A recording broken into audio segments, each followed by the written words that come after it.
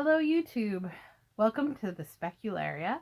We're going to be shooting an intro video really soon to talk about who we are and what this channel will be about. You should expect probably a lot of thrifting, thrift hauls, collecting, art projects, DIY, creative stuff, field trips, weird things. We're into a lot of stuff, and so I just wanted to start today by talking about where this all began and why we want to share this channel. So, where did we get the name Specularia? Actually, from going to a weird thrift store, I found this 1949 yearbook from an all-girls school, and I have no idea why it's called Specularia. It just is, and so I thought it was kind of a cool name, and I just went with it. So, what I wanted to do today was just share this book with you because it's really cool, and I think it will tell you a little bit about the kind of weird stuff that we like and our passions. So I'm just going to get started. It's really a funny read, so I hope you stick by, and if you like what you see so far and you want to stick around, maybe subscribe, click like, click on that little notification bell so that you know when we have some new videos coming out. And I look forward to building a little community here. So this is Specularia, 1949. I found this book in a random bin of things that probably were going to end up in the garbage if I hadn't grabbed them. So I just wanted to read the graduates, the 49ers. I wanted to read the bios that were written about them by, I'm guessing, their yearbook staff, because of course these were very different times and I felt like a lot of these were really funny. So I'm going to try to read the whole thing. It's probably about a 30-minute read, so I'll do my best to not make a whole lot of mistakes while reading, and here we go. Judy Allgood. Helpful, discerning, understanding, persevering. Knitting argyles, listening to semi-classical music, praising the South, admiring Annapolis men, shopping for shoes, all spelled Judy Allgood. For sprains and rashes, cuts and headaches, Doc can supply the remedy. Besides being medically proficient, she is an avid archery enthusiast with a splendid collection of medals to attest her achievement. You can always count on Judy's unfailing friendship in a crisis. Gretchen Lee Baer. Composed, reserved, precise, artistic. When we peek behind Gretchen's enigmatic smile, we find a sincerely sympathetic friend. When she is not creating her stylized fashion illustrations, Gretch can be found comforting a troubled classmate with her soothing words.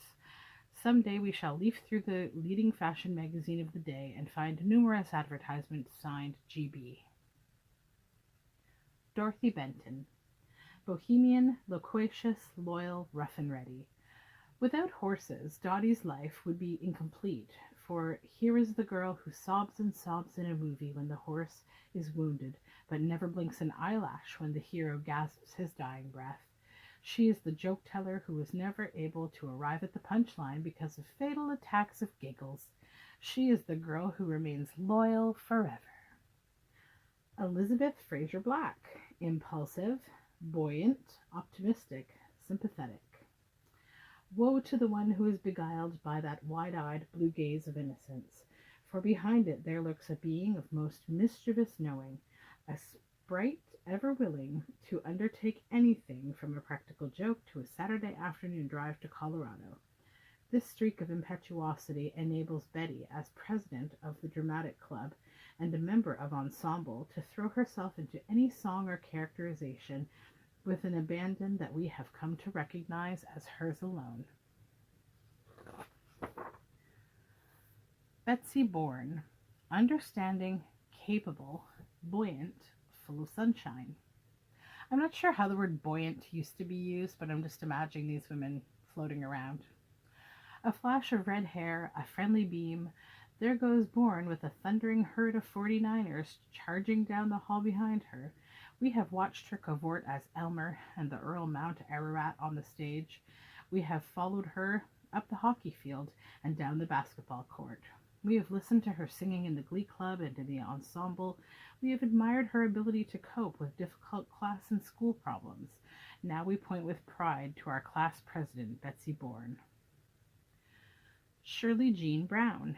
Efficient, animated, keen, lively. Whether it's math or French, Shirley whizzes through with the greatest of ease. Shirley is a businesswoman. Her senior year has been spent dashing about for Specularia ads and collecting Glee Club dues from the negligent members. Between times, she has managed to squeeze in a few weekends at Yale and some athletic activity on class teams. With her yen for betas, baked bananas, and bubblegum, she captivates everyone she meets. Marilyn Chalice Carr, attractive, ingenuous, nonchalant, willowy. Like the fair princess of a medieval legend, is Chally of the slim waist, raven hair, and white skin, with flushed cheeks. Her buoyant voice has helped the soprano section of the ensemble to hit those high G's, and she hopes to become a chanteuse of popular songs. Not only does Chally look well in a bathing suit, but she is a fiend for swimming. Her easygoing poise is admired by us all. Janet Donald. Adaptable, imaginative, jaunty, unpretentious. Who will be able to forget Janet's light-hearted humor or her seriousness, both of which have contributed to the efforts of the Spec Board? Who can forget her enthusiasm and nimbleness, which have won her places on class teams and the athletic council? And who will not remember her dimples, her gay eyes, and those rides in her station wagon? Vitality and a willingness to cooperate are the keynotes in Janet's nature. Patricia Dudley. Svelte, soft-spoken, dissatisfied, queenly. She's just dissatisfied all the time. Patsy is our fabulous sophisticate. Her flair for clothes and her graceful carriage bespeak a person of artistic temperament, and artistic she has proved herself. She won the 1947 Carnival Poster Contest and has created the decorations for most of our dances. Her swinging foot, her expensive gestures, and her composure and poise have resulted in her election as May Queen. Joyce Duncan. Aesthetic, enthusiastic, artless, ingenuous. Artless? That sounds boring. She drives like a cautious snail, but she's a whiz at playing bridge or creating culinary masterpieces. She talks like a magpie, but it's all too seldom that she sings with her lilting voice. She waves her stick like a madwoman on the hockey field. She wields her paintbrush like a practiced master in the studio. Her gaily checked patchwork beanie, impishly tilted to one side, is a symbol of Joyce's varied moods and talents. Joyce Elaine Evans. Confiding, discreet, puzzled, amoeba-conscious. A day with Joyce is like an expedition through a funhouse. Her original interpretations of Lower Slavovians and Our Little Friends are as grotesque as the reflections of freak mirrors, and her guffaws are as disarming as laughing gas. In her more serious moments, our female Danny Kaye officiates as president of the dorm with efficiency and conviction. I'm not sure I know what any of that meant. Anne Forsyth. Dependable, vivacious, social, convivial. Every senior has munched Annie's specialty, cheese dreams, or conversed with her over to teacups. Her dissertations range from the Roosevelt administration to up north. Anne was president of the class in our freshman year, gathered ads for review in our junior year, and managed the dining room as vice president of the student council in our senior year. Anne's favorite expression, "Men are just no good," has become a class password. Peggy Forsyth. Energetic, steadfast, effervescent, hospitable. The human dynamo of the senior class, besides being class president in our freshman year, a frequent inmate of the honor roll, the chairman of 1948's stupendous carnival, Westward Ho, Pegs has also made her mark in the glee club and on the hockey field. Her tender treatment of her burly and general adipose tissue and her propensity for snatching naps are her unique trademarks. Above all, she loves to give and have a good time. Betsy Frolking, mischievous, dreamy, pastel, creative. Betsy, one of our most ardent shutterbugs, can be seen clicking her camera and blinding us with flashbulbs almost everywhere she goes. Her works of art now grace the picture pages of Spec. When we think of Betsy, we think of an infectious giggle, a playful sense of humor, and a black convertible. We shall expect to see Betsy's name attached to a book of the month in the near future. Anne Gilkey, constant, demure, guileless, winning. Yearning brown eyes with a delightful luminosity and an easily provoked smile that reflects her inner warmth are distinctive features of Anne. She likes to work with children, and her understanding patience will make her future tasks in teaching them very easy. Her spirit shines through all her efforts, from singing in the chorus of Iolanthe to interpreting abstract nouns for modern dance. Anne's overflowing geniality will always impress us. Marjorie Hogan, dynamic, sympathetic, sparkling, well-groomed. Margie holds the record for the most firsts in the senior class. First driver's license, first daring user of H2O2, first class cadmium key, first scoring left wing in hockey, always in the limelight. She is the proud possessor of a successful blonde page boy, an enviable wardrobe, graceful athletic and dramatic ability, and a truly individual walk. A red convertible and an Irish temperament are only manifestations of the color, energy, and fire that are hers.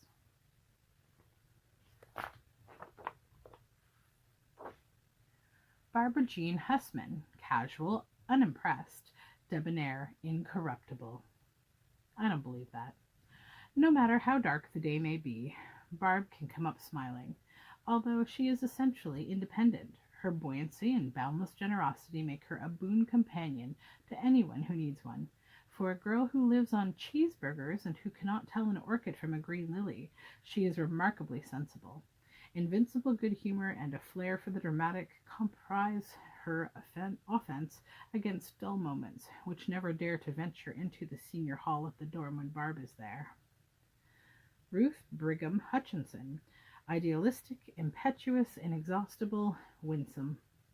Straight hair, no makeup, sloppy blue jeans, and old shirt, and Ruthie is still the envy of the class for her effortless good looks and casual sophistication. Hutch wanders about, obliviously in her own beguiling world, a place filled with paintbrushes, people, laughter, and the curling smoke that dreams are made of.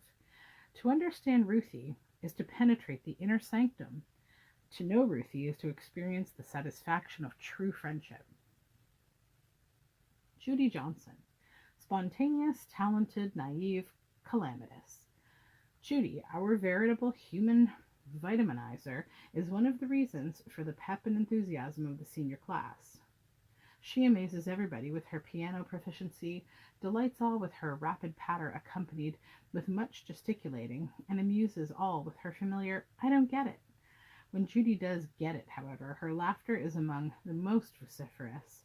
Her phenomenal optimism and vitality have served to unblue many a blue Monday. I'm sorry, is she just drugging people? She's the vitaminizer? Nancy Bentley Cadow, forthright, this word? I don't know this word. Perspicacious? Positive, striking. Whether Nancy is caring for the kids or cutting up a frog, bounding after a basketball or going to a party, painting or studying, remonstrating or advocating, she attacks every problem as it comes with an intellectual vigor and that is refreshing. She is a vital part of every art committee, class team, and honor roll. Being definitely impressed, she is as earnest as she is persistent in all of her creative efforts, which usually turn out beautifully. Anne Lucas, talkative, stimulating, helter-skelter, contagious.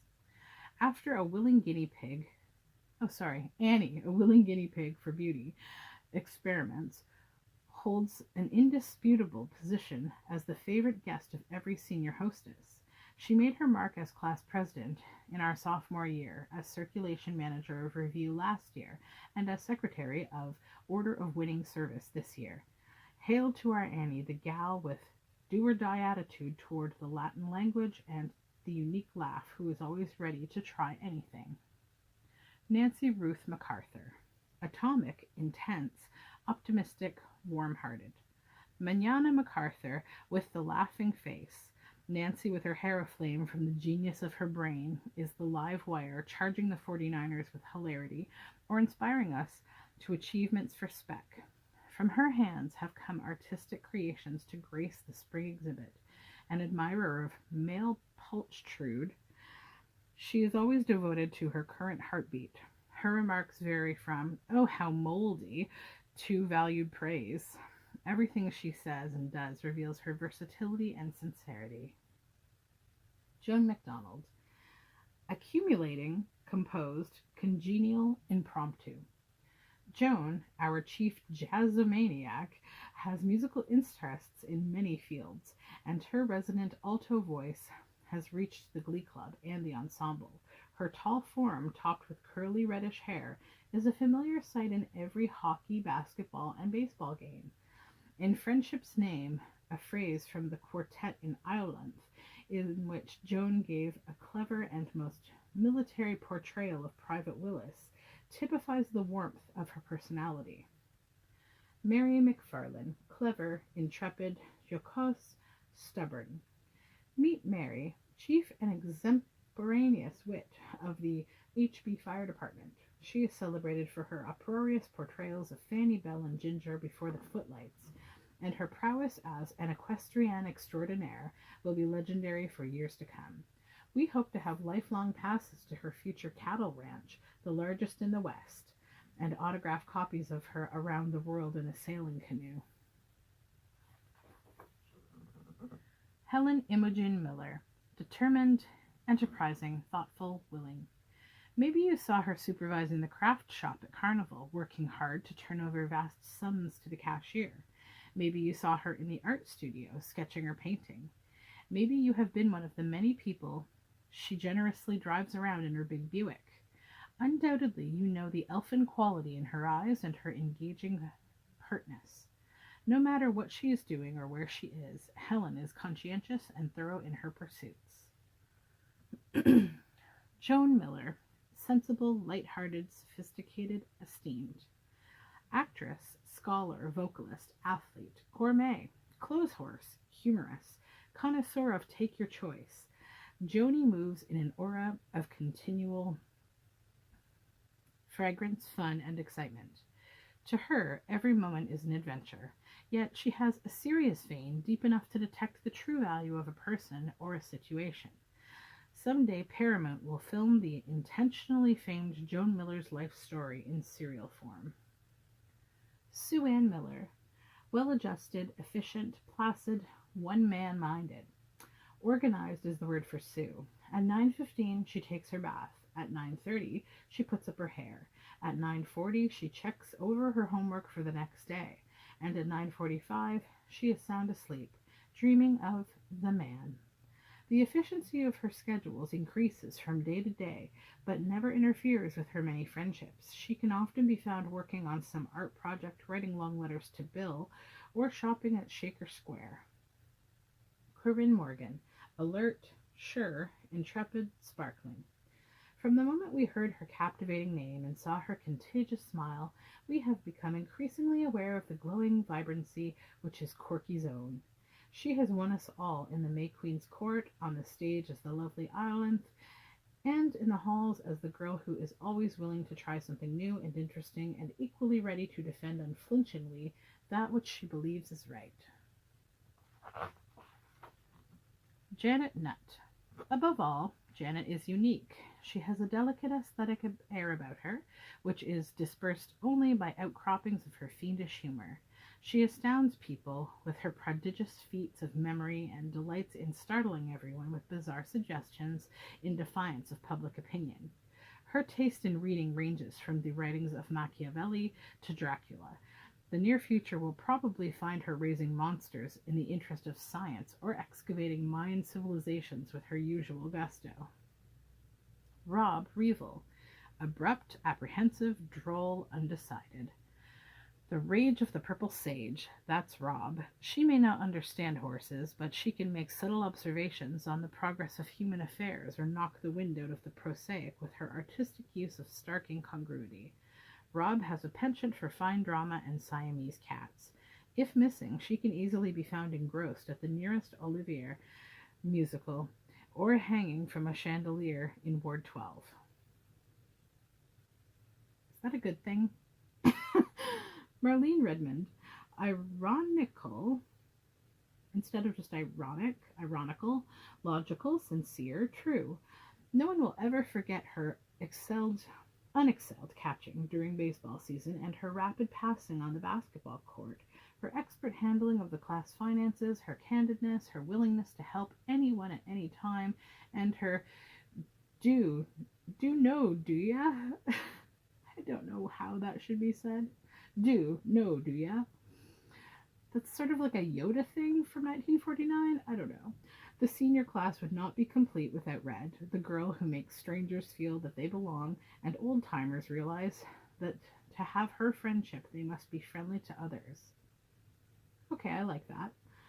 Ginny Richardson, omnivorous, stylish, companionable, sincere. Ginny has the face of an angel, and a heart with just enough deviltry in it. These words they make up are insane. To make her eager for almost any crazy adventure contrived by her crazy classmates. This summer, one might have seen Ginny whipping around town in her convertible, focusing the binoculars on Dale Mitchell of baseball fame, or playing hostess to her many friends.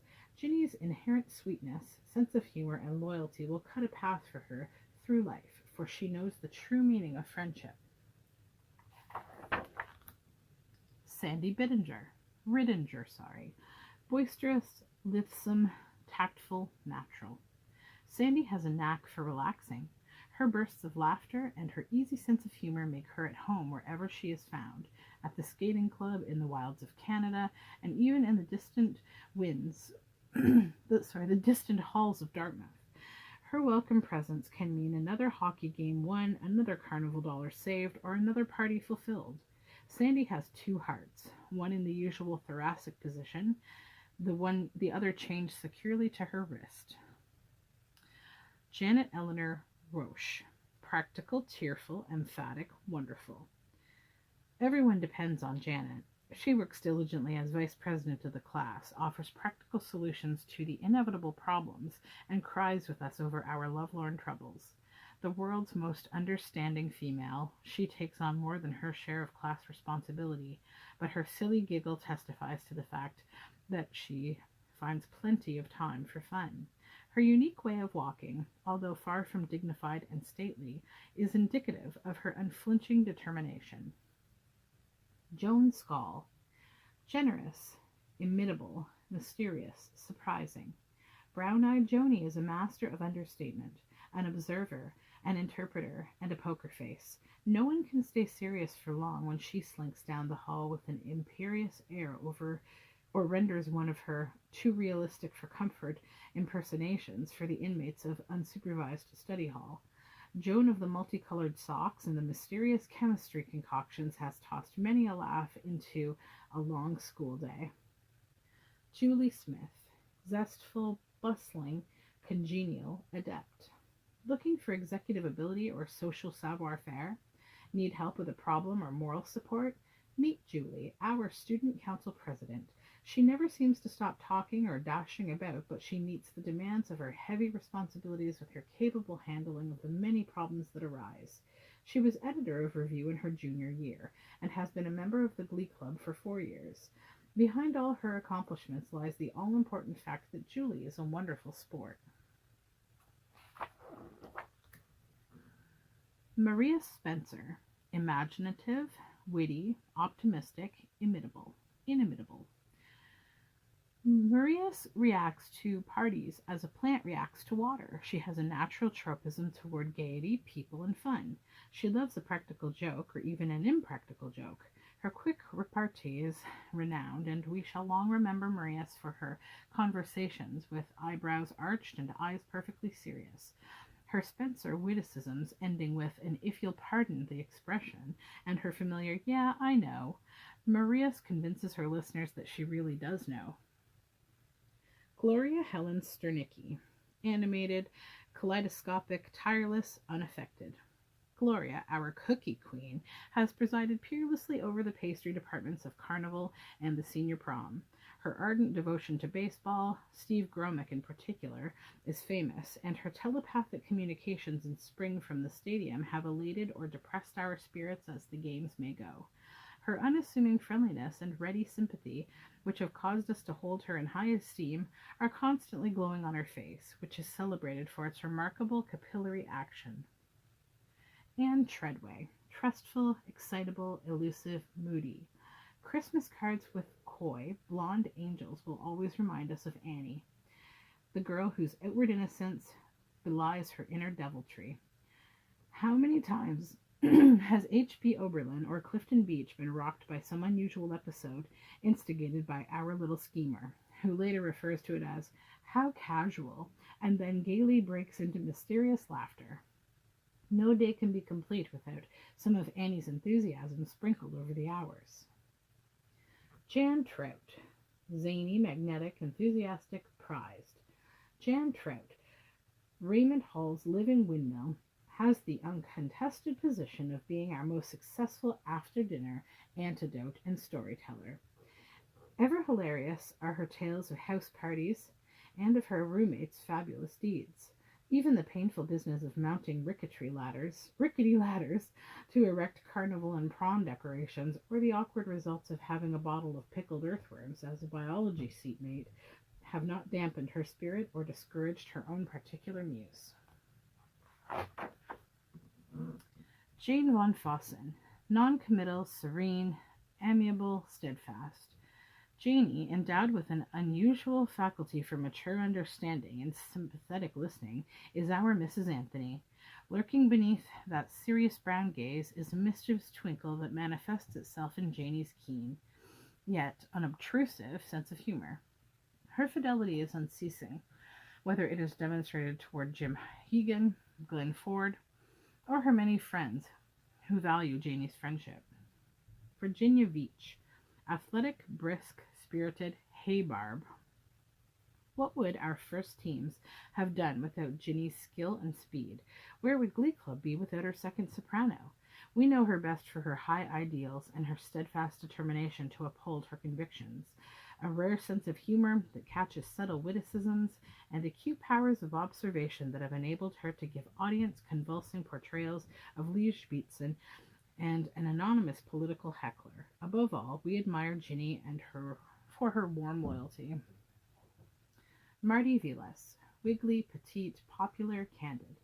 Grace, bounce, buoyancy, and zest are part of everything Marty does, whether she is dancing a fast samba at US, executing a neat basketball pass, acting on the HB stage, or merely walking down the hall with her characteristic swing. She is fortunate enough never to be at a loss for words or men, and her candor, warmth, and vivacity will continue to charm both boys and girls alike. Margaret Ellen Wurtz, energetic, vivacious, emotional, giddy. Peggy radiates enthusiasm wherever she can be found, in the Shaker Sun, at Denison, roughing it in Gates Mills, and at Vaughn Monroe's personal appearance, and all corners of HB. She has been the spark in many a party, in many a volleyball game, and in countless dances. The flash of her red beanie, the jingle of her bracelets, and the laugh that is Peggy's own will never let her pass unnoticed. Nancy L. Wilson, matter-of-fact, generous, teasing, hearty. Okay, kids, what do I do next? And a bulky, half-finished sock is thrust at the nearest victim. Senior locker row would not be the same without Wilson sitting on the floor, wrapped up in her knitting, or lost in another letter from the University of Pennsylvania. Nancy, remembered for her complicated negotiations with American Airlines, her fabulous dinner parties, and her appearance as the handsomest peer in the senior play, is truly endowed with admirable versatility. Nancy Palmer Wilson, bewitching, leisurely, stable, unpretentious. From New Hampshire through her well-loved New York to Ohio, Nancy has ensnared men with her sparkling eyes, up-tilted nose, and an impulsive smile. If the dorm girls wonder why the phone is perpetually busy, the odds are that Nancy is on the line. At the present, she is the saner occupant of the notorious Ward 12 on the senior floor at the dorm. But no matter where she is, we will always remember to save some for Nancy. Barbara Nan Wise. Appreciative, credulous, eager, enfant terrible. Bad child. Barbara, one of the valuable altos of the ensemble, is famed for her sparkling gaiety and unintentional but hilarious witticisms. Her implicit faith in human nature will undoubtedly make her the chief stockholder in a gold mine or the owner of a Brooklyn bridge, but her warm-hearted persuasiveness will urge all of us to join her in her ventures. So that's the end of the 49ers. The rest of this book is their poetry, their short stories, essays that they wrote about things that were going on at the time, just sort of a look into their lives and things that were going on at that time. And then all of their different groups that they had, the dramatic club, their athletic association and glee club, and then the other classes. So I thought this was a really interesting book. It's a really cool look into the lives of these women who went to this school, which was in Cleveland. And so if you liked this video, please give us a like. Consider subscribing. I know there isn't much here yet, but that will change very soon. And maybe you can leave us a comment with how you were described in your graduation yearbook, or maybe give me one of those 4-liner sort of descriptions of yourself. Are you buoyant? Are you vivacious? Are you serene? Or are you willowy? I would love to hear some conversation about how high school was or college and the kind of relationships that you had. It's all very fascinating. So thank you for listening, and we'll see you soon.